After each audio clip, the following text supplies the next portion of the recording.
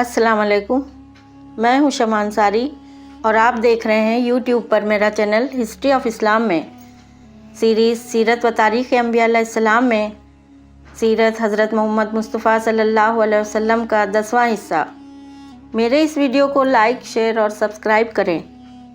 इब्न Isaac कहते हैं कि मिस्र के एक बुज़ुर्ग ने अकरमा और इब्न अब्बास रज़ियल्लाहु अन्हु के हवाले से बयान किया कि कुरैश मक्का ने नज़र बिन हारिस और उक़बा बिन अबी मुईत को यहूदियों के बड़े आलिमों के पास इसलिए भेजा था कि वो उनसे आप सल्लल्लाहु अलैहि वसल्लम के बारे में पूछ कर आएँ और उन्हें ये बताएं कि आप सल्लल्लाहु अलैहि वसल्लम अपने को खुदा का रसूल और नबी कहते हैं तो वो सही है या गलत। क्योंकि कुरैश मक्का का ख्याल था कि यहूद के आलिम अहले किताब में हैं, लिहाजा तौरेत के हवाले से आप सल्लल्लाहु अलैहि वसल्लम के बारे में सही मालूमात दे सकते हैं जो कुरैश को मालूम न थी। लिहाजा नज़र बिन हारिस और उक़बा यहूदियों के बुज़ुर्ग उलमा के पास मदीना पहुँचे और उनसे आप सल्लल्लाहु अलैहि वसल्लम का ज़िक्र करके कहा कि मोहम्मद सल्लल्लाहु अलैहि वसल्लम अपने को अल्लाह का रसूल और नबी कहते हैं, लिहाजा आप लोग बताएं कि उनका ये दावा सही है और वो जो कुछ कहते हैं वो भी दुरुस्त है। मदीना के यहूदी उलमा ने कुरैश के भेजे हुए दोनों आदमियों की बातें गौर से सुनी।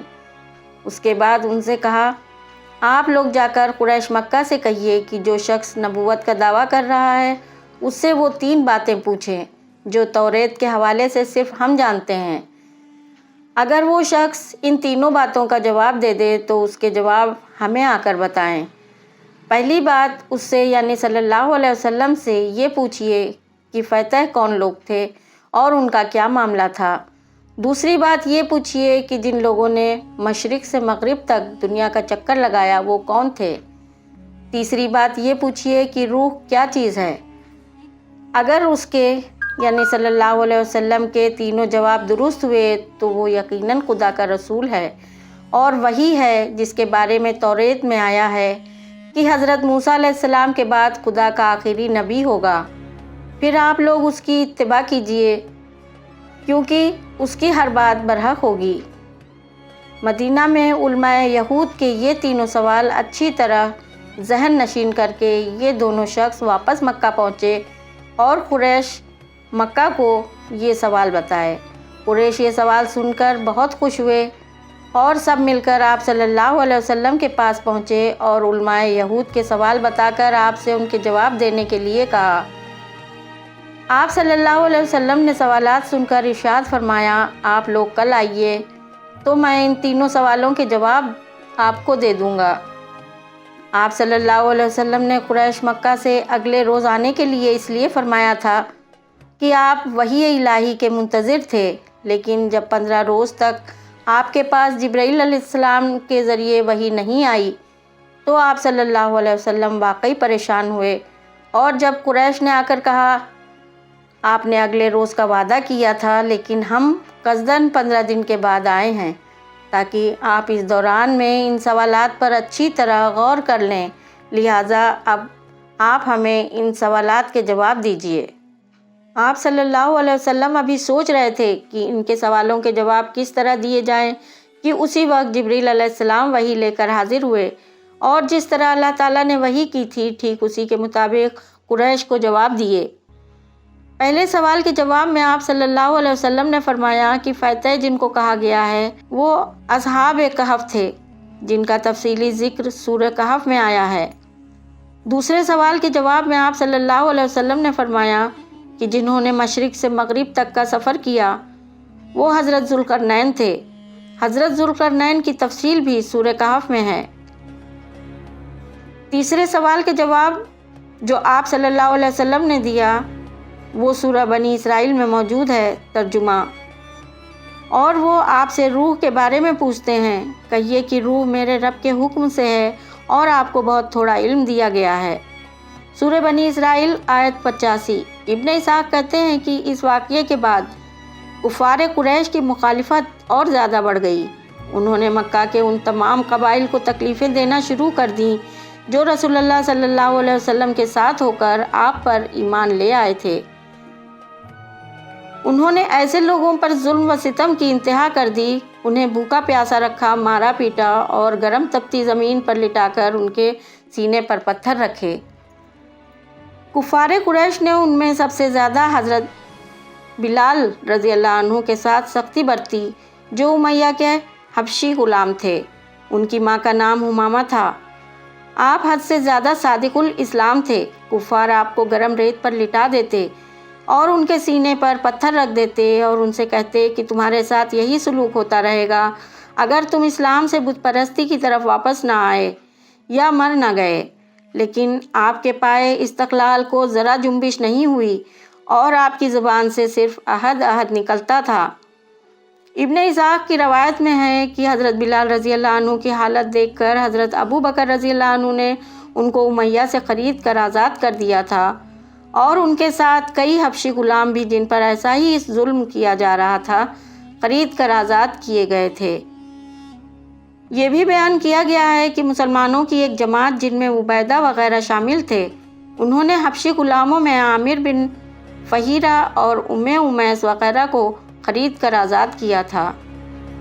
حافظ بیہقی مختلف حوالوں کے بعد ابی عبید اللہ اور جابر کے حوالے سے رسول اللہ صلی اللہ علیہ وسلم کی یہ حدیث روایت کی ہے کہ آپ صلی اللہ علیہ وسلم ایک دفعہ اس طرف سے گزرے تھے جہاں حضرت عمار بن یاسر رضی اللہ عنہ اور ان کے والدین پر مشرکین حد سے زیادہ سختیاں کر رہے تھے۔ یہ دیکھ کر آپ صلی اللہ علیہ وسلم نے اپنے ہمراہیوں سے فرمایا، عمار اور تمام اہل یاسر کو جنت کی بشارت دے دو۔ حضرت عمار بن یاسر رضی اللہ عنہ کی والدہ حضرت سمیہ رضی اللہ عنہ کو ابو جہل نے قتل کر دیا تھا۔ آپ اسلام میں شہید ہونے والی پہلی خاتون ہیں۔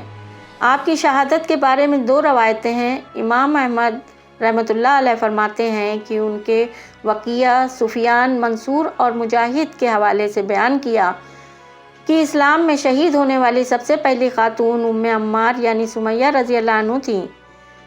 ابو جہل نے ان کے دل میں کوئی تیز دھار خنجر جیسا ہتھیار مار کر ہلاک کر دیا تھا۔